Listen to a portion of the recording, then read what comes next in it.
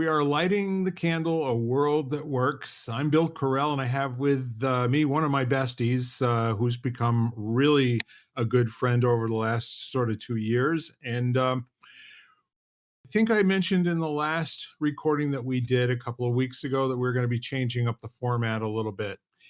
And to that end, I think today I wanted to toss out an idea to you, Jan. And first of all, it might be worthwhile this far along to kind of restate who we are in the world, what we do, to feed the cat or the dog, as it were, and what kinds of things are we committed to seeing, as we're going about our day. Before we talk about the subject, I think people really need to know who you are, in my opinion. Oh, thank you, Bill. And the feeling is mutual. Yeah, we have gotten to be good friends. So that's always a blessing in my life anyway. Can never have too many of those. So, who am I? I am a health coach. So I try to help people navigate their health. And I say that because I feel like we're a human experiment. And each one of us is different, even though we're so much the same, but we all come from our different backgrounds and our different genetics and our different sort of histories of what has happened to us throughout our lives. And we are, we can take all the elements of health and wellness and kind of customize them so that we feel the best version of ourselves in every moment. So that's what I like to do for people. I like to empower them to kind of start to make those choices and to kind of look at, and really ask themselves, like, how are they? What do they need to feel like the healthiest version of themselves? It's really interesting and it's great. And you do spend an awful lot of your time, as I have, especially over the last couple of years, not only providing healthcare for people, but being around while they are in the process of being provided healthcare. Yes. Yes, absolutely. Absolutely. Yeah. And And it's an interesting road to navigate with other people. and so can you maybe say a little bit about your professional training and your background and that sort of thing, just so people know that when you speak, uh, you're just not just some gal at a bar somewhere who's kind of, spewing out whatever she heard recently. There's some things that I think that people really need to know about you, and they'll listen to you possibly a little bit differently, I think. So, my training, if we go back to like the beginning, is my degrees are in biology, immunology, and infectious disease with a diploma in tropical medicine, which was kind of interesting. We don't get many tropical diseases in our country, thankfully, but it was really kind of fun. I worked in the clinical research and in the more public health realm for 24 years and then left that. I took a lot of what I learned and then got very interested for myself in a number of holistic, more like alternative modalities from Reiki and yoga and essential oils and reflexology, and got very interested in those because I wanted to feel empowered to be able to help myself in some way. I'm Yeah. not a diagnostician, but my attitude was that, well, if somebody gave me a diagnosis of something or told me what they had, or for myself, I got diagnosed with something, it allowed me the best way possible to navigate whatever that was. Um, I grew up in a very Western sort of traditional medical home. So I'm not anti-doctor, and I'm not going to tell anybody not to go to the doctor and not to take their medications or whatever. My way of living was very much, I wanted to try to do everything as natural as possible. And if that meant more traditional modalities, great, if that's what's needed. But I think a lot of the times we can do a lot more for ourselves than we actually realize and believe. And I think you do need to do that because you have to have a strong foundation no matter what modality you're speaking of. If I'm not working off of a solid foundation, whether that be nutritionally or physically, just general overall health, anything that happens to me, I'm a lot more vulnerable. So when I work with people, it's kind of interesting because I combine both worlds in my head. It's like in my brain, everything is being like, I'm like, okay, I understand what's happening on a more, medical or more physiological level. But I also have enough knowledge of like the more alternative modalities to say, okay, where we're not only physical beings, we're a combination. We're physical beings having a spiritual and emotional experience at the same time. And to heal, you really need to kind of work with all three. Hmm. So that's interesting to me. And what that means is that we've got lots to talk about. I think the fun part of what I heard you say is there's kind of a dichotomy in terms of your scientific background having an awful lot to do with the physical world. Probably a lot of observation, a lot of the scientific method of looking into the interactions of different types of drugs that would be needed with tropical diseases and whatnot. And then there's the other side, which is that realm that kind of embraces the body, but it is not seen. It is the unseen part of it, the spiritual side, and that is very powerful too, and it is best accessed through language. So the neat thing, I'll just take a moment here and just tell folks who I am, and then we'll Mhm. get into a conversation because I'd like to talk about the unseen and maybe some of the invisible things. We may have talked about a few of these over the last couple of years. Don't really care. This will be a different conversation. We haven't had it before. So I'm Bill Correll. I own a small business. Started out as a computer company back in 1989. I've been doing that ever since. And in the meantime, I've also been a fairly successful up and down realtor, real estate. Not so much with the selling side, but the buying and investing side. And I think anybody who does what I did knows that it comes and it goes, and it's got its real high highs and its real low lows. But in the meantime, I also started developing two or three other lines. And one of the things I decided to do probably around 97, 98 is to see if I could take on some coaching clients. And I did. And then I started using my coaching technologies with business clients, and they would hire us to do different kinds of things within their organizations, which we enjoyed doing. And so now all of that is just this. I actually have 67 college credits, and I've never found them to get in the way of anything I want to do. So it never held me back, to the best of my knowledge. Uh, what I will say is that the neat thing that is really lighting my life these days is the opportunity to talk to a lot of really great people.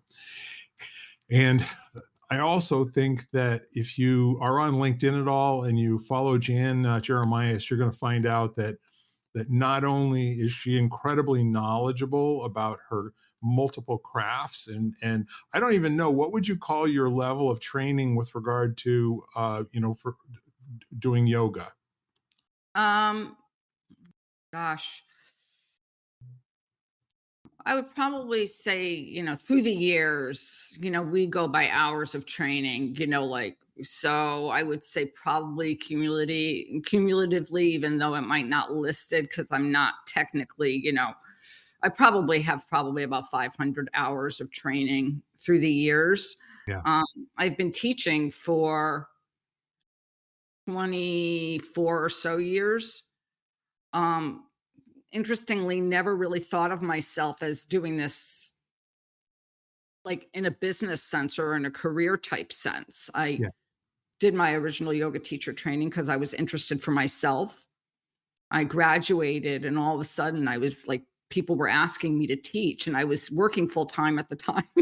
And I was teaching probably 9, 10 class, like, multiple classes a week, like almost every night on the weekends. And finally I turned to myself and said, oh, I guess I'm a yoga teacher. Like it was just like, so, I didn't, because it was just kind of like, you're good at this. This is something you're like, you love to do.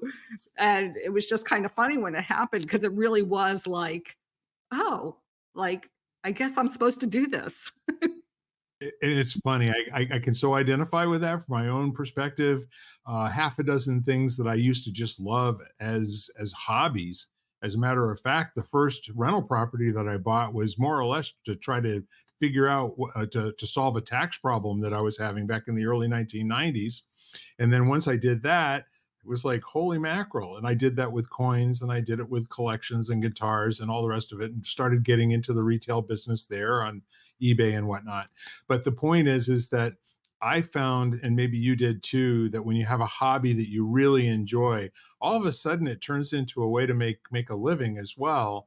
And even if there are the highs and the low points, it's still something you're committed to having in your life, so you continue doing it. Absolutely. Absolutely. I've always felt that way about yoga. I never wanted to own a yoga studio. Like that wasn't where I wanted to go. I didn't really want to have the pressure of having a brick and mortar facility. Like it just seemed like having to meet rent and do all those things. I was just like, I don't want that. But was really happy to teach for other people and to take on private clients. Like that was really because it kind of kept the my love for yoga without having that pressure, personnel problems as far as hiring other teachers and things like that. Because no matter what you do, you can't teach all the classes, so you do have to hire more teachers, and then also just worrying about paying rent and stuff like that. Yeah. So, which I've never been sorry about, because especially during COVID, it was an industry that was hit quite hard. So, especially if you did have a brick and mortar facility, like you had like an actual, yoga studio that people came to. It was a really hard 2, 3 years. I think it was for everybody, Jan. And I really want to say that anybody that had fixed costs, overhead that had to be paid regardless of income through that period of time, my hat's off to everyone who made it through, and my hat is really off to those who didn't, because it was an abnormal situation that they didn't cause.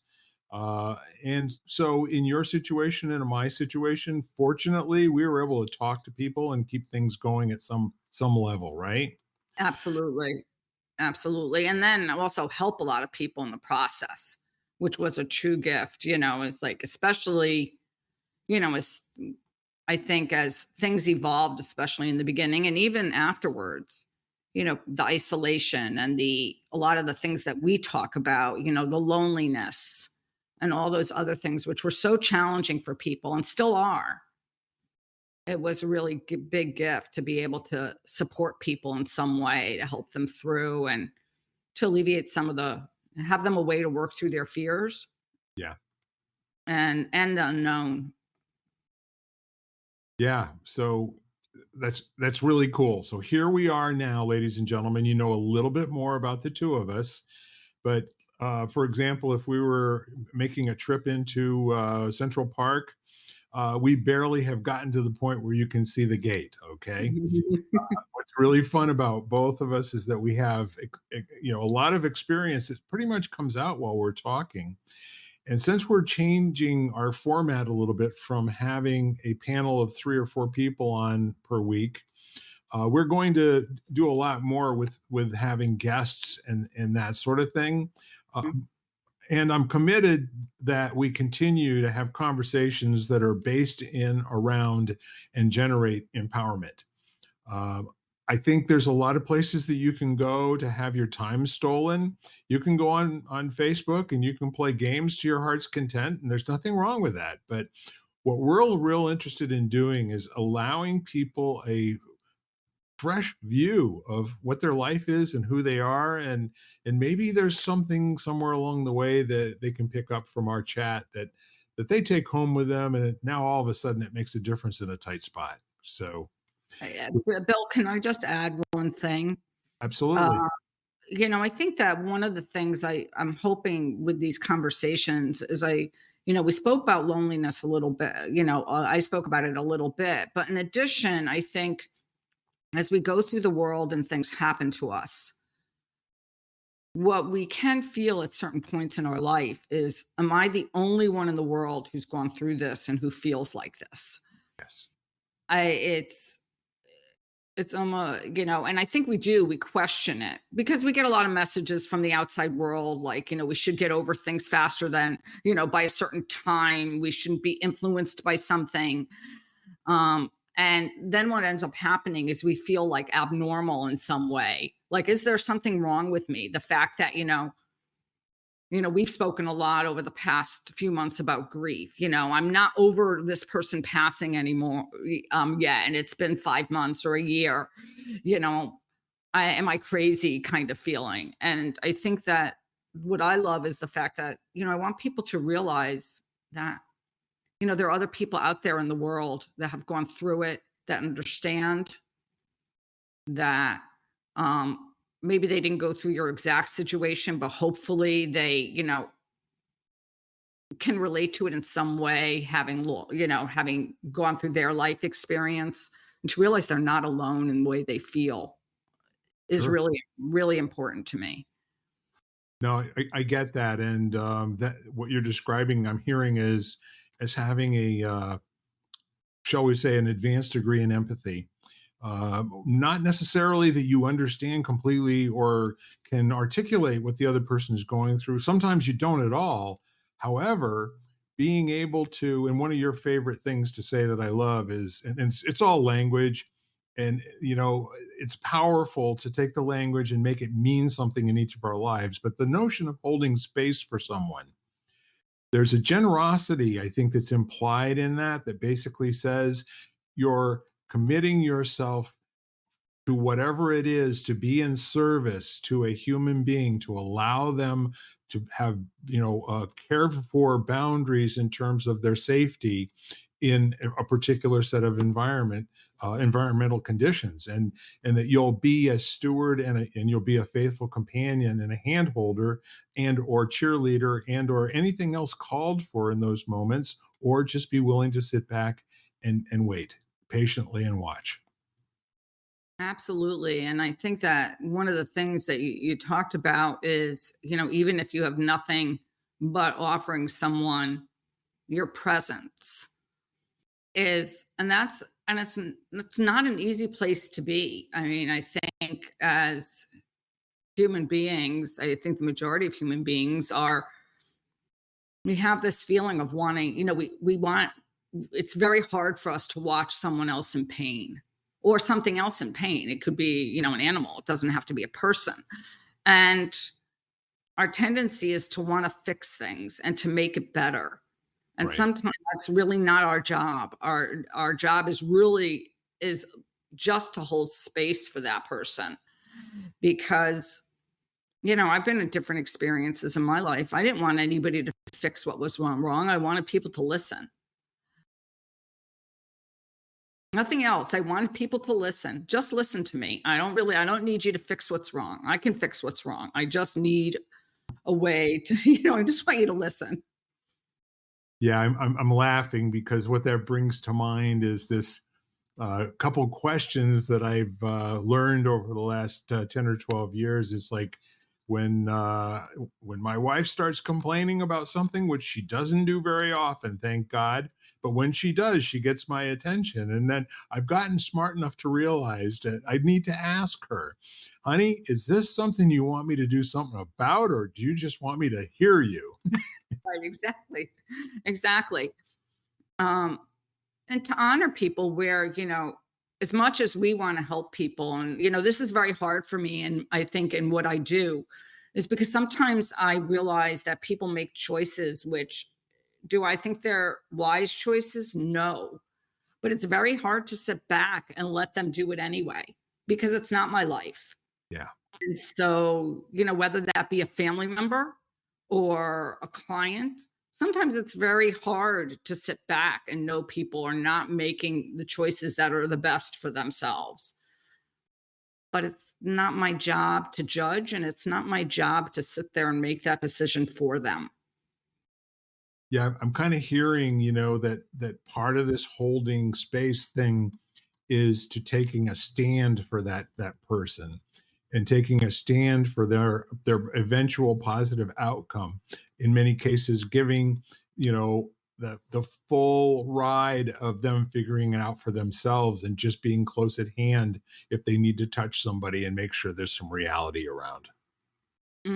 Absolutely. And I love that. And I think it really comes down to holding space, like, for someone.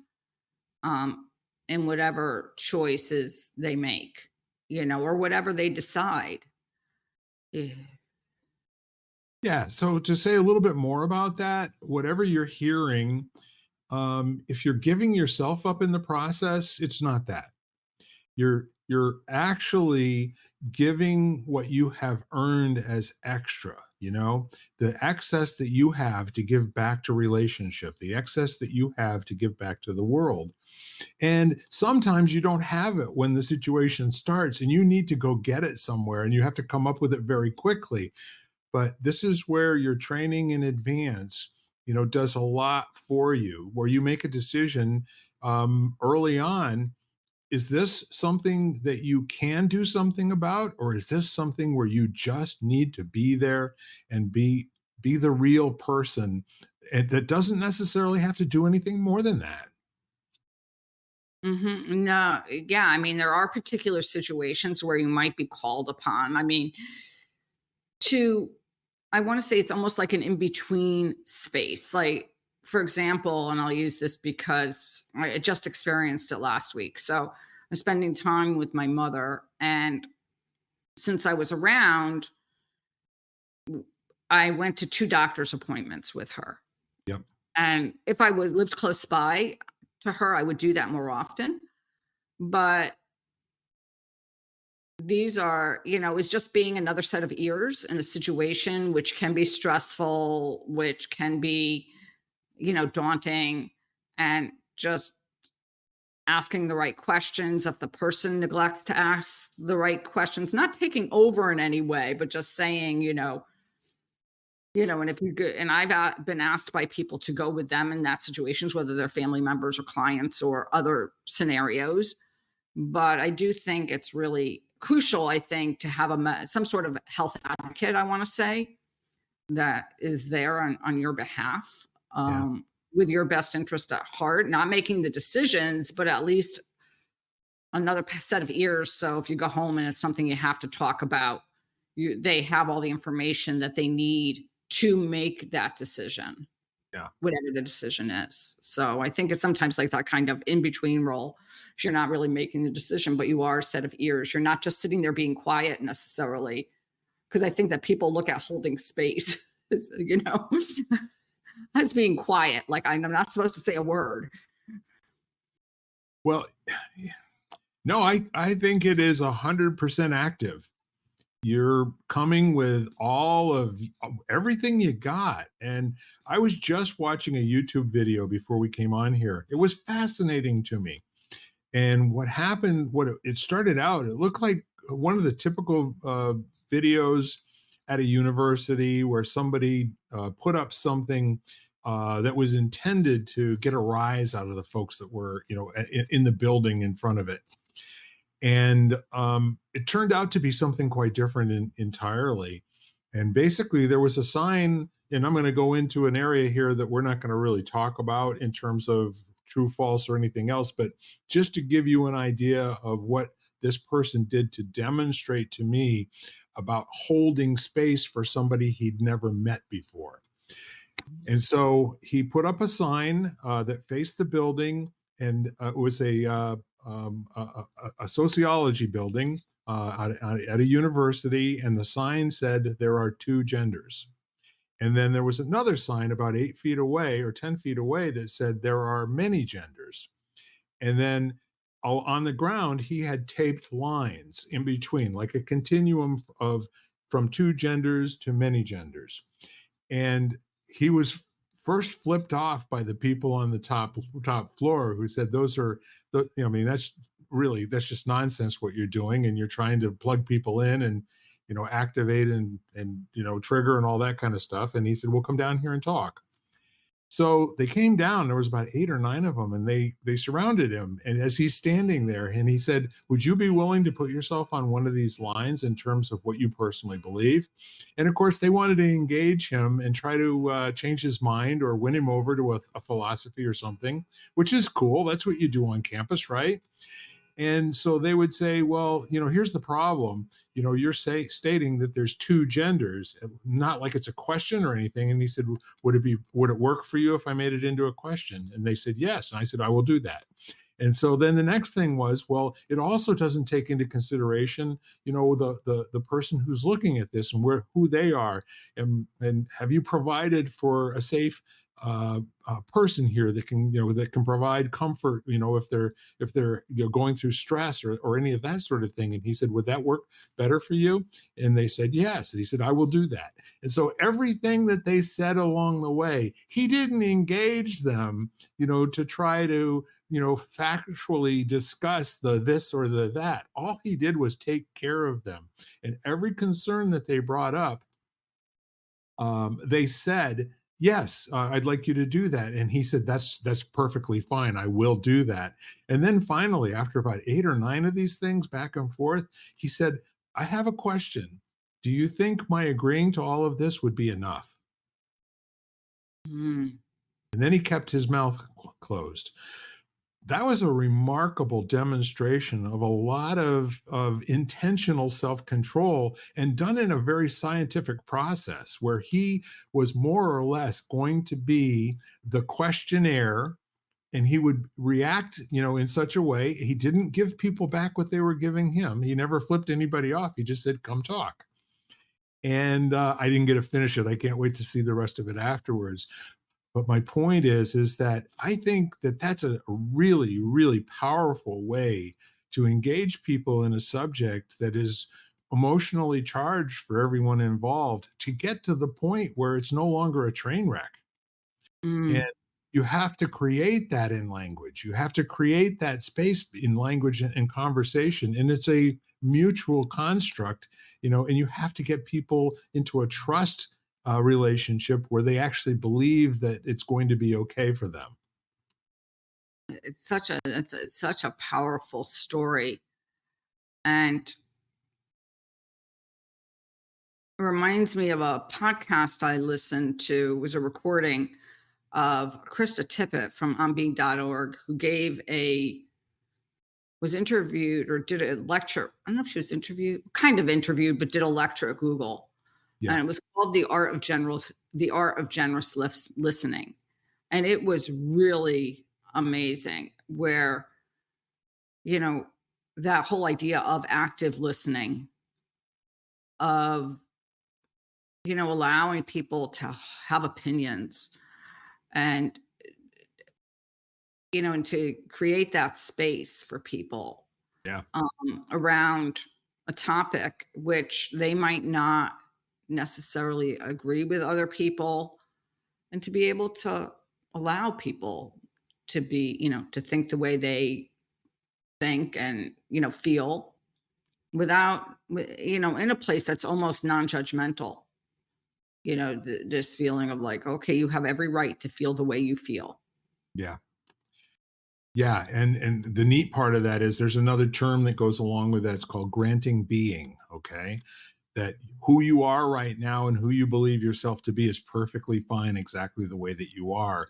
And you do that not by saying those words, you do that by engaging that person where they are, and from where they're coming, and it's extremely powerful. And sometimes it might be the first time in a long time that anybody ever listened to them powerfully that way, and just allowed them to be who they are, or be who they're struggling to find out who they are sometimes. I like that idea of struggling, like or taking the time to get to know someone, or Sure. to see who they are, on a level that is not necessarily obvious, to some people, especially if they happen to be so different than you are. Yeah. And I love when I can draw from my own life experience or from situations I've been in. So I think action speaks so much louder than words sometimes, especially when people are different. Yeah. And when you watch people and what they do, I think of that with kids a lot. I think kids learn by watching, and they model behavior they see to a great extent. So, it was demonstrating that. Yes, I'm coming from a world where I, was criticized to a great extent, and a lot of familial situations. And then when, and then as my brothers, and I'll be honest, my brothers have watched who I am and how I am in the world and how I am with my parents and all that kind of stuff. I think they held a very different opinion of the choices I've made and of the life that I've had, because they look at my actions and, my actions of, let's say, demonstrating love for my parents. And all of a sudden, a lot of what their ideas about who I am have shifted. Yeah. Like, I think they see the person beyond the surface. And I think sometimes that's what it takes. You look at people and you see how they are in the world. Yeah. Mm. While you're saying that, I'm kind of reminded of a quote that my father-in-law used to say. He was a well-trained attorney who was a country gentleman lawyer. Never made a lot of money, but he had a farm and he had several properties, one of which I'm living in and sitting in right this minute. Thank him. But he would always say a man is not without honor save in his own home or save in his own house. And essentially what that meant is the whole world can think you're like, I don't know, the best thing ever and most intelligent and so worth listening to. And you go home and your family, it's like, yeah, yeah, yeah, go sit down, snotty, or whatever their, derogatory term was to make you feel empowered while you were growing up, right? And sometimes it just goes right back to that. And I think for me, when I've always felt like I was actually gaining in the world in terms of I didn't look elsewhere. I didn't look outside, to what did my peers think, what did my coaching folks think, what did my business people think. I'd go back and find out what my mom thought, or I'd go back and find out what my dad thought, and it takes them about a nanosecond to put me in my place. And then, every once in a while, my mom or my dad would come out with something that just amazed me. It wasn't like anything anybody else said to me, but it meant so much. I carry it with me today. And my mom had this way of turning a phrase. And at one point she said, "Bill, you're becoming a man of consequence." Mhm. And she said, "You're making a difference in the world." She said, and that's not a small thing. And I carry that with me now. She's been gone since 2012, uh, but I get energy still from her and the things that she said that were like that. Now there are other things that can take that and dash it against the rocks in a heartbeat. Don't get me wrong. It wasn't all good. You got to take it all, and sort out what you want to keep, right? Right, right. And I think there is, sometimes going back, and I think it's something that we all long for. I mean, it's just my feeling anyway, or my opinion is that when those significant people in our lives actually make a comment like that, Yeah, it does mean a whole lot in the world, to us, much more so than the accolades we might get or whatever. Is like those are like the most powerful things for yeah. us. Well, I'm telling this story, and I know you are too, so that our listeners can kind of take this on board. And I want you to know that through your words, they are so powerful. Language is pretty much it is the coin of the realm. And if you're careful about what you say and you're authentic in terms of giving your praise, or even if you give too much praise for a while, it's better than having that one thing that just knocks the whole house of cards down again. Um, However, there are people who think it's the boy named Sue deal that you're either going to get tough or die, right? Well, sometimes you need to go to a place where you don't have to fight for your life for every moment and every next breath. Sometimes you just need to go somewhere and, like the Facebook meme says, someone gives you a hug, some chocolate, and $2 million. That gets you where you want to go. Hmm. And the $2 million sometimes is just a sentence. Hmm.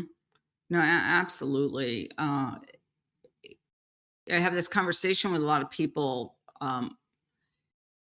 being in a field which is, you know, has its challenges, as far as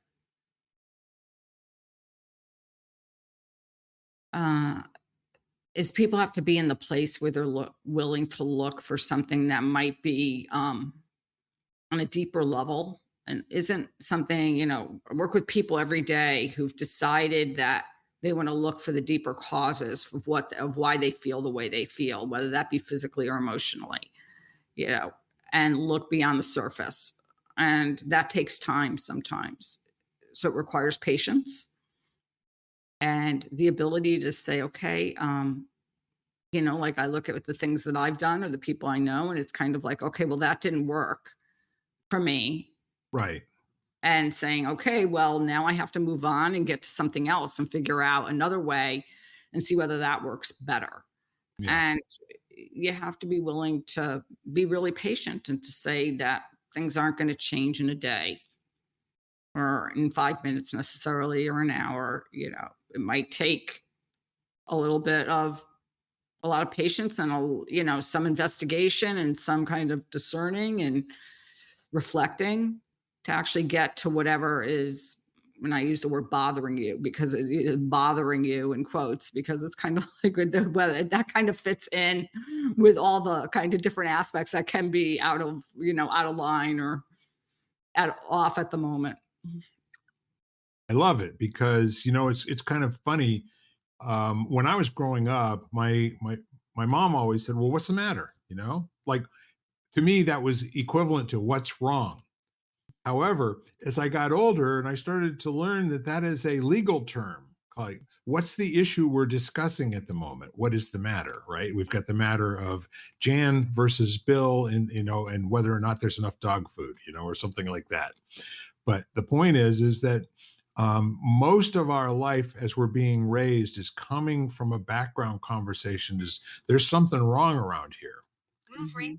There's something wrong around here. In order for us to get past that, there has to be a transitional opportunity where either we're going into it ourselves. You can never do it alone. You got to have a guide. You really need a Sherpa to show you the way around. And I think you do that really well. My question to you would be, as you mentioned, that there are some people who will say that they want to get involved in the matter of themselves at a deeper level. Do you invite them to do that and maybe talk a little bit about what that might look like, and then wait for the idea to come back to them later? How do you address that? Um, I think that one is I think you have to help them or guide them to find a reason why they want to make, like, what is the reason they want to make the change? And that has to be something that's very personal and kind of motivating to them. Yes. Because, I was on a call the other day. Somebody was talking about quitting smoking. That was just the example they were using. And they were saying that, when they quit, why they quit. They quit because they wanted to be able to be there for their kids. It was like they were having like stamina and energy issues and breathing issues. And all of a sudden they realized, like, if I don't make a change here, how old am I? My kids are pretty young. I'm not going to be able to play with their children or grandchildren or whatever. So it was a reason enough for them to decide that they were going to give it up. I Right. think unless we find that personal reason for people, which might be different than any other reason for anyone else, maybe it's the same, maybe it's different, they're not going to do it. Because I think when things get tough, they don't have that reason as to, like, to keep them going. Oh, this is the deeper reason why I'm doing this again. Like, and the reminder that this is the deeper reason, and someone there to say, okay, remember why you're doing this. Why did you want to do this again? Yes. Because otherwise it becomes very easy to kind of say, okay, well, I'm not doing this. This is too hard. This is the way I deal with stress, whatever it is. and it's fleeting.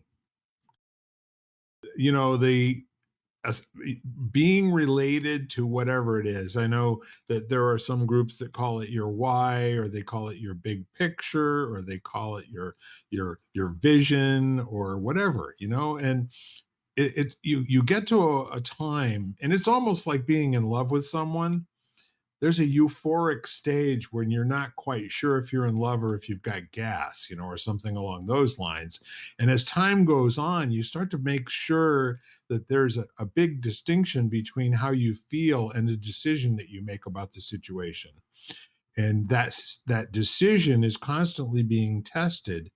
And so when you think in terms of having an external reason, like you're doing it for some reason other than it's a core thing that you've got inside of you that you always carry with you and is immediately accessible, I've found those come and go.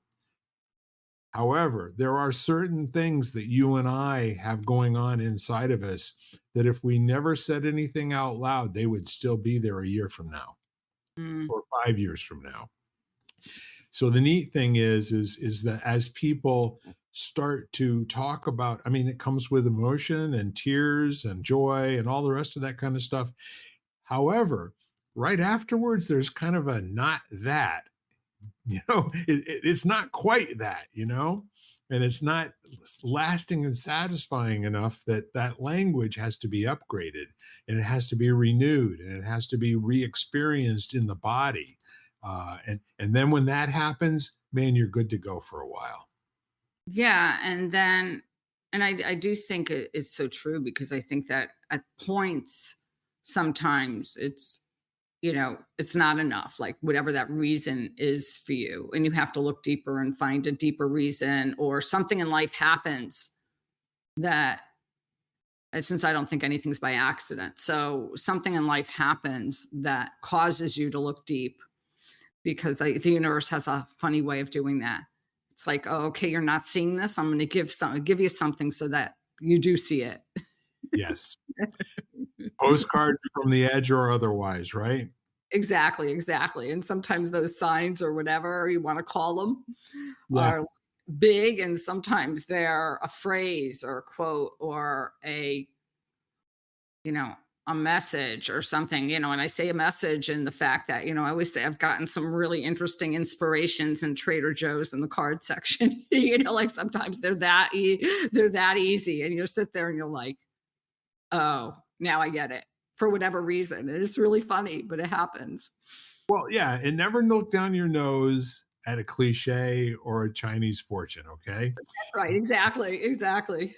Been doing this for a long time, and if they didn't have some sort of overall appeal, they would not stand the test of time. They'd be gone by now. So I think we're constantly kind of skirting around the edge, and the unseen, the invisible, the energy side. There's three things in the universe that I think are very powerful. One is gravity. Another one is energy itself. These are all things, such as magnetic energy, electrical energy, light energy. These are all things that don't cast a shadow that we can see. And then the last one is love, which is, according to Einstein, the most powerful of the three. And I don't know if he said it. I agree with him, and because I agree with him, I think he's a smart man. Uh, I- so here we are, we're trying to make sense out of things that didn't get said so far out of what did get said in many cases. For Mhm. instance, get a text message from somebody that basically says, I cannot believe what you did. Stop. What? Now what? What did I do? Exactly. Your subconscious is going battle stations, whoop, whoop, whoop. What's going on around here? Something's wrong. Oh, there, got that triggered again. So, and then you find out that somebody says, well, you ate the last of the peanut butter, or I don't know, something equally as devastating as that, right? Right, exactly. It's so interesting when that happens, because of where the mind goes, automatically, which is usually to some sort of catastrophe, or catastrophic or fear-based, like panic Yes. kind of reaction. And then all of a sudden, like you said, it is like something mundane Yeah. and and without any explanation. I think that that's when, we don't assume it's good. If somebody said that, or they said, "Oh my gosh, I have news. I have news." That's the other one. I have news. And you're like, okay, good news, bad news. IRS calling again? What's going on here, you know? Exactly, exactly. And then all of a sudden they say, oh, it could be a positive thing, but our body reacts in a way that's kind of that fight or flight mode, where cortisol and adrenaline start to, get pumped through our body. And it's like, okay, danger, Will Robinson. Yeah, yeah. Robot with arms flailing. Exactly, exactly. So, the neat part of that is there's work you can do. And it's called work for a reason because it's basically developing some muscle in the area of calming yourself, when those um, hormones and different types of enzymes take over and start governing your thinking process. Most of the time what happens after you've decided there's a huge problem and there's something wrong around here, the fight or flight can have it feel like your life is at stake and you really have to do something about it immediately. But sometimes all there is to do is to allow yourself to breathe, do it in such a way that the cortisol, and adrenaline just get a chance to dissipate and leave your body. And then you come back and you decide whether or not you need to make a telephone call now or just wait until they reach back out and give you the rest of the message. It's right. I've really worked hard on this one because my tendency is probably to go into that panic mode quite easily. And I'll have to sit there and say, okay, breathe and just realize that you have no idea what is going on at the moment. And as soon as it does, you'll, if needed, you're going to do what's required. Yes. But until you know the facts or the situation, don't, really there is nothing to panic about. Yeah. Well, sometime there is, and you're absolutely correct. There'll be plenty of time once it's been defined. And it's that old saw. I can't remember who said it. I think it might have been Will Rogers or Mark Twain, but I've lived through many a horrible experience in my life, some of which actually happened. Right, exactly. So Exactly. at some point you got to be in charge and make a decision for yourself. Who are you in the matter of your own sanity, your own equanimity? I love that word. It's I think that's a 75-cent word, but it basically means practices and mindfulness that allows you to be serene and peaceful and to have be self-contained and unassailable, if you will. Yeah, and I always just tell people just, I've been talking a client through a lot of anxiety lately. And, just even transitioning yourself into focusing on your breath, like just that simple um, thing. Just, okay, inhale, exhale, literally saying those words out loud to yourself, getting to be more present, like noticing, sounds, smells, the way your body touches whatever it's sitting on, like just to get you sort of in the present moment for a few seconds. And it is a tool, like it is like you said, it's a muscle that you need to work. Yeah. And I always say that after all these years, if you were to sit there right now and tell me, okay, go to your breath and get in the present moment, I could do it, like probably without even like in this direct conversion. And no, I'm not anxious now. So it is a little different. But I think it's something if we practice when we're not in those situations, we recall it a lot quicker when those situations happen. It's just like, people will say to me, well, I'm not anxious now, so I don't really need to do it.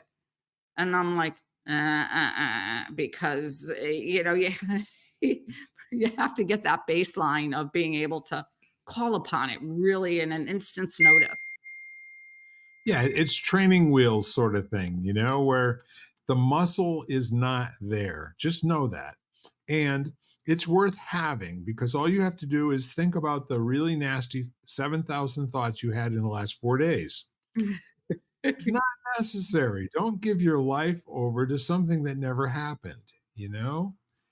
And I like what you're saying about the breathing. That is something that anyone can do. They can learn how to box breathe, by in inhaling to a count of four, exhale, holding it for four breaths, exhaling to a count of four, holding it for four breaths, and do that until you're back present. And what I really like about the whole notion of mindfulness, I kind of call it, intentional noticing, and Hmm. that is where you're coming back here and you're experiencing your surroundings through all of your senses, all six of them if possible. And the metaphysical side is just as important as anything else, but the touch, the smell, the taste, all of that. And then when you're in that space, you don't have time to be worried about whatever it was, and a lot of times you'll even forget what the heck it was.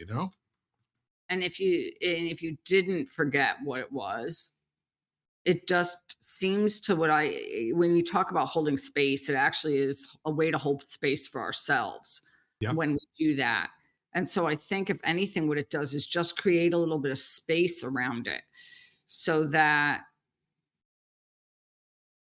it's not reactive. Yes. You're not acting in a reactive place. You're acting from a conscious place, then hopefully, Yeah. or a place of presence, which is very different. And somehow energetically, it's very, very different. And I use the example of, last week I got, or a few weeks ago, I got like a text or something from someone. It was very, very confrontational. And my immediate reaction was to fire off a text right away. That was like my initial sort of almost reflex reaction of like, okay, I'm going to write that person back and tell them a piece of my mind kind of thing. And then I paused and I wrote the text and I said, no, don't send it. Like I could feel the place and see the place where I was coming from, Yeah. and then just said, okay, you know, and actually doing whatever else I had to get done for the next whatever, how many hours, and then looking at it again and just saying, okay, like reading the original text again. And obviously, since I hadn't sent it, what my text was, and what I wrote was underneath it, getting ready to send. And then I just kind of looked at it and said, well, is this necessary? Like, how could I phrase this? It's very different energy because the original was very reactive. Sure. I mean, I was annoyed or upset or sad or whatever it was, the emotions at the moment I can't remember what I was going through, or maybe all of the above, you know? Well, it is so exemplified by, again, something that Albert Einstein said, and that is that matter uh, owns the space that it lives in. Two things cannot occupy the same space at the same time. And he said, Mhm. oddly enough, a thought is a matter, and it is definitely a thing. And so that means that even thinking, you can't do two thoughts at the same time. I defy anybody to show me that they can do it. I've never been able to. So I think he's kind of right about that. So while you're being mindful, you're occupied, and whatever was there before, it'll come back and it'll remind you. But at the same time, you're making a choice and a stand for yourself. And I love what you said about holding space for yourself in that instance. Yeah, I mean, I actually don't know if I ever thought about it until, I think of holding space for other people. But really in that moment, what you're doing is holding space for yourself. And because if you think about it, whatever was that initial reaction that you might have, you had all those emotions, you're not denying them in some way, and saying, "Oh my gosh," What goes on in our, what do we think about? I shouldn't feel like that. How do you feel like that? Like, you're this horrible person for feeling jealous or whatever it is. And then all of a sudden you realize that's what you're doing, because just like you would do for someone else, you're just holding space for a little while. Yeah, that pause in between stimulus and response. There's an opportunity there to put something else in place. And I loved your question, what do I want to say? What does this mean? Ask a question. And when you get really good at automatically asking questions all the time, you will be surprised at how the world shifts for you. And I watch people. I'm a big time folks watcher, and I see people who are fielding really nasty comments from folks, and the good ones find a way to ask them an empowering question in response to it. You know, uh, for example, you're the fattest 6'4" guy I've ever seen in my life, and my answer back to that would be, and if I weren't, would that matter to you? Or if I weren't, how would my life be different, and how would your life be different? I think the main thing there is you don't have to have a catcher's mitt on to catch absolutely every bad piece of incoming that's there all the time. Sometimes you can duck and let it go by. Other times you probably do need to at least catch it and play with it for a little while and see if it's important, in the next minute or half hour. And then always there's this opportunity to learn how to have that space in between the stimulus and response, have a question in it. Yeah, what you said reminded me of something. I think there are situations. I mean, there have been personal circumstances where I could tell that at that moment I was not strong enough, let's say emotionally, to be around certain people because of the fact that they tended to be critical. And as a self protective mechanism, I avoided. And I'm not saying, but then it got to be the point where there were certain things that were more important and I had to be in their presence. Right. But I started to do that and at a time in my life where where I was truly authentically me. And I wasn't going to apologize for who I was and kind of thing. And I was able to withstand that, whatever it was. I was like, they cannot, agree with me, and they cannot approve of me, whatever that is. But it didn't seem to matter to me anymore. But there were points in my life where I just had to say, like, okay, well, right now in this moment, that's not, I don't feel strong enough to be around that person, Yeah. and take that criticism or their disapproval or whatever, and kind of being able, and then realizing the growth, because then realizing that I could, and saying, okay, well, that's how you feel. That's how you feel. You have every right to feel like that, and not let it. And then it was gone. It was like, okay, I'm done with that, you know? And what you're saying is it points to like this way of living transformationally. When you can get to the point to have somebody smack you upside of the face, uh, and the next thing that comes out of your mouth is, "Can you tell me more about that?" Like, what's going on for you right now? I get you're upset, but can you give me some nouns and verbs to go along? I mean, toss me toss me a bone here, okay? Right. Or just this feeling of, I love that. It's like, can you give me a little more? Get curious, and then realize that so much of what I've learned, that so much of what people say Yeah, is really about them and really has nothing to do with you, right. per se. They're, yeah, they're lashing out a lot of the time because of their insecurity and their fear, and not necessarily, and it really has nothing to do with you. If you just walked around with the mantra in your head, "They're not responding to me," can you imagine how much easier it would be to hold space for people or grant them being and just allow them to go through their moment, and for you're still there.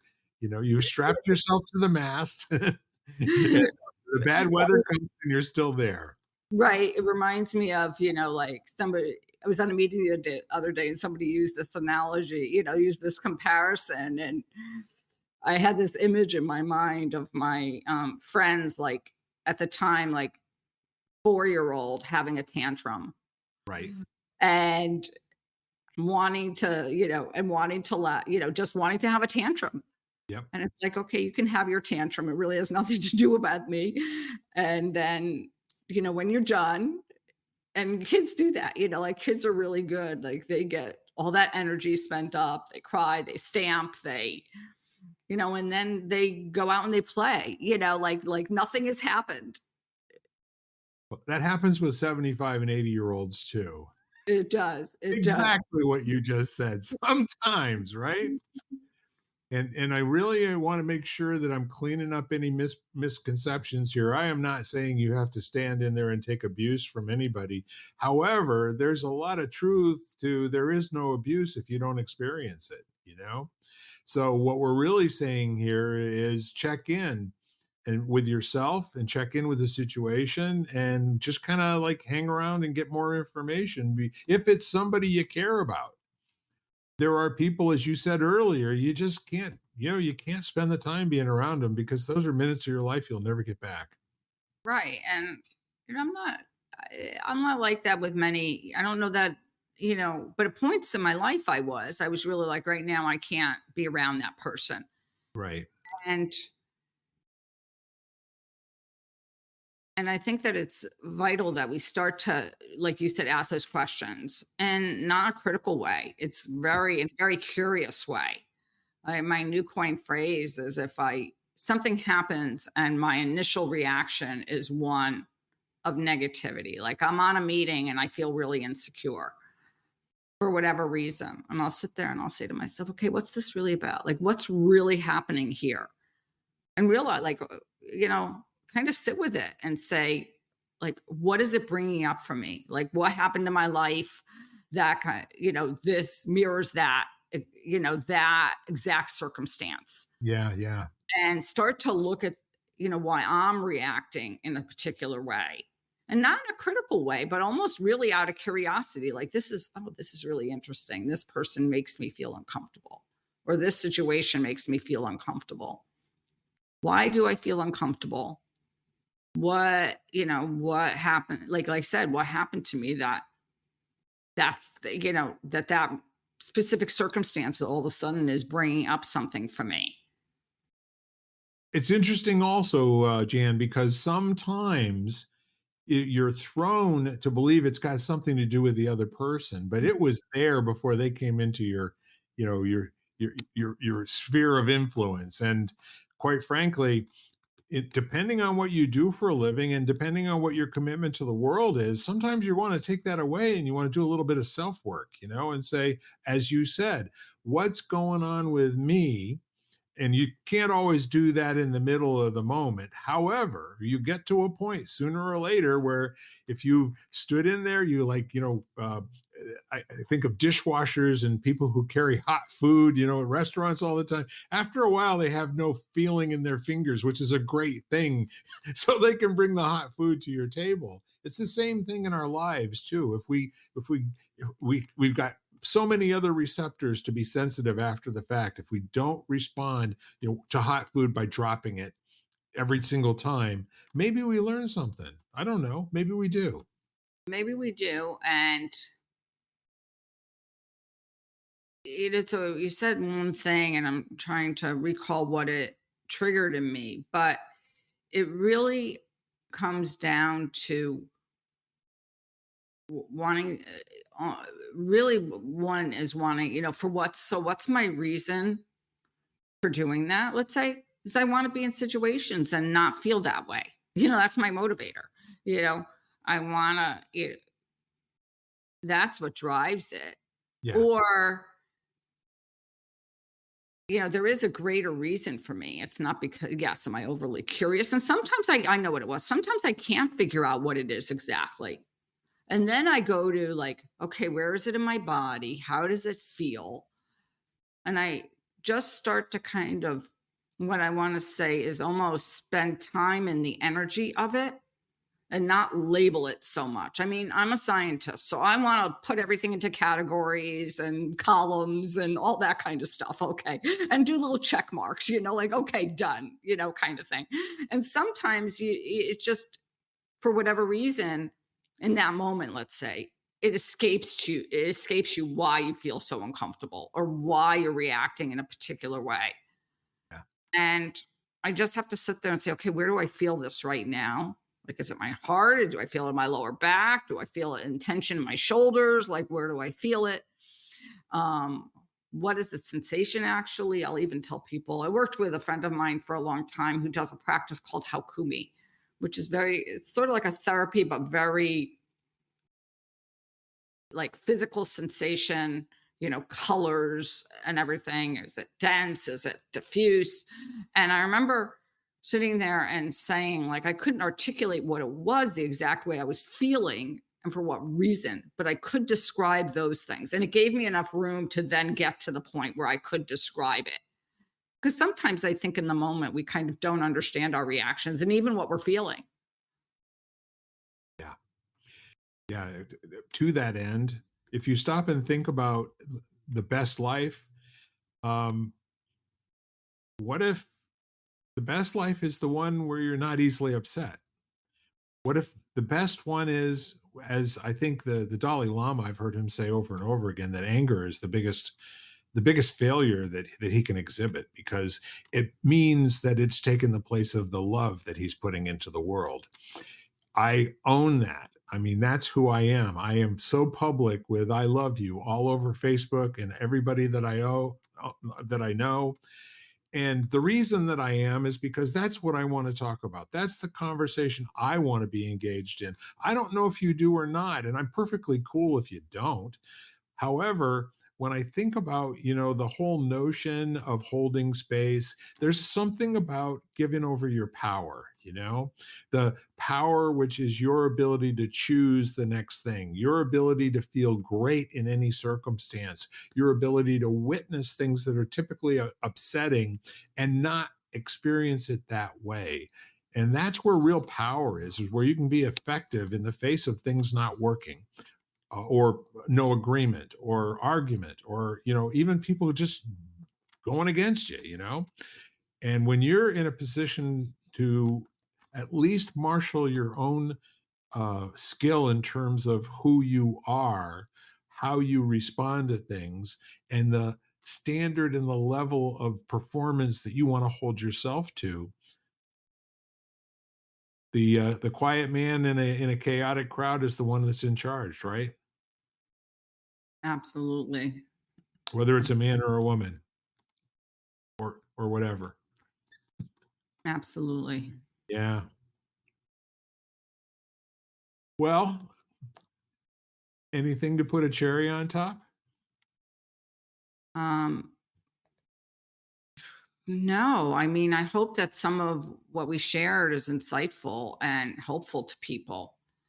Um, and I guess if I was to send people home with, at home, anything, it's just see if you can get in touch with that pause, that moment of space. And it is because it's a place, and I talked about you not being able to kind of, sometimes you can't articulate it. It's just not, whatever it is you're feeling or going through. And allows you a little bit of time to kind of experience that whatever's happening versus, and I say experience because it is an experiential process. Mhm. Completely agree. So your homework is twofold. As Jan said, see if you can notice where a space can be generated. The second one is, I'm gonna ask you to put a question in there. Hmm. And then I got one more for you, and Jan, this is, I think you and I can demonstrate to the world without saying "I love you" just by calling, texting, writing an email, or sending a letter or card to somebody in your life, and let them know that your world works because they're in it.